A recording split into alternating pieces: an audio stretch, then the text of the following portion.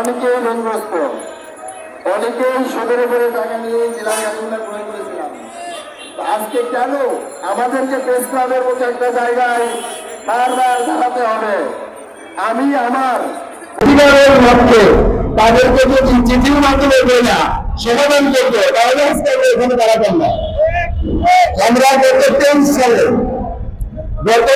সালে 3/1/2023 মন্ত্রণালয় বরাবর চিঠি দেন যে আমাদের ঢাকা শহর গাড়িগুলা যেহেতু কর্মকর্তারা মনে রাখেন 16টা ইউনিয়ন থেকে 26টি ওয়ার্ড তৈরি করেছেন ঢাকা মহানগর, দেশ উন্নত হবে, রাষ্ট্র সংস্কার করা লাগবে, এটাই স্বাভাবিক। তা আপনি আমাকে যে জায়গা বসিয়ে রেজিস্ট্রেশন দিলেন ঢাকা তো গাড়ি চলার 12,000, সেখান থেকে যে আপনি 141 বর্গ কিলো কেটে ঢাকা মহানগর বিক্রি করলেন, তাহলে আমি যাবো কোথায়? আপনি ভেবেছেন? তো যারা আজকে এসির ভিতরে বসে হাওয়া করছেন, আমাদের শ্রমিকের পরিশ্রমের টাকা দিয়ে আপনাদের বেতন হবে, তো আমরা কিভাবে থাকি, কেমনে চলি, এই খোঁজখবর যদি আপনারা না নেন তাহলে আমাদের এরকম পদক্ষেপ নিতেই হয়। আমরা এইখান থেকে স্পষ্ট করে ঘোষণা দিচ্ছি, আমরা বৃহত্তর আন্দোলন সংগ্রামে যাব। আমাদের আন্দোলন সংগ্রামকে ব্যাহত করতে পারে এরকম শক্তি এখনো বাংলাদেশে কোথাও জন্মায়নি। আমরা খুব পরিষ্কার করে বলেছি, আমাদের কত দাবি খুব সামান্য। ঢাকা মাত্র 2000 গাড়ির আমরা সর্বত্র ঢাকা শহরে ঢাকা জেলায় বিতরণ করার জন্য অনুমোদন চেয়েছি, সরকার রাজি হয়েছে, কিন্তু প্রজ্ঞাপন জারি করতে তাদের সময় লাগছে।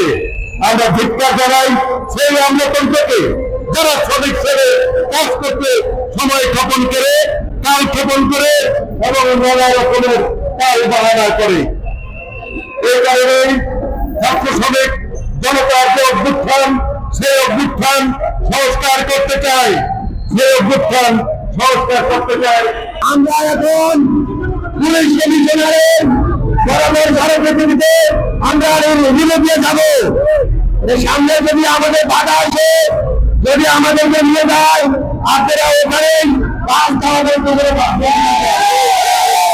কারণ আমাদেরকে যতদিন নতুন দিতে না যায় আমরা রাখবো থাকবো না।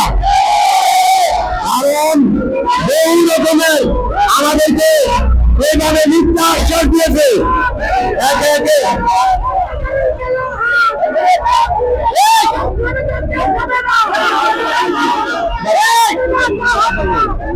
আমরা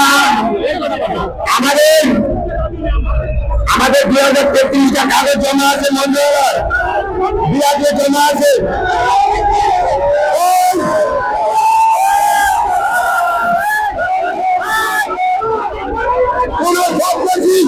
আমাদের কোন সবজেক্টের বাধা আমরা শুনবো না। আমরা পুলিশ কমিশনের কাছে যাবো, রেলে দিয়ে যাবো। আমাদেরকে কোন সৈন্যের কোন পুলিশ বাহিনী আমাদেরকে বাধা দিয়ে আটকে রাখতে পারবে না।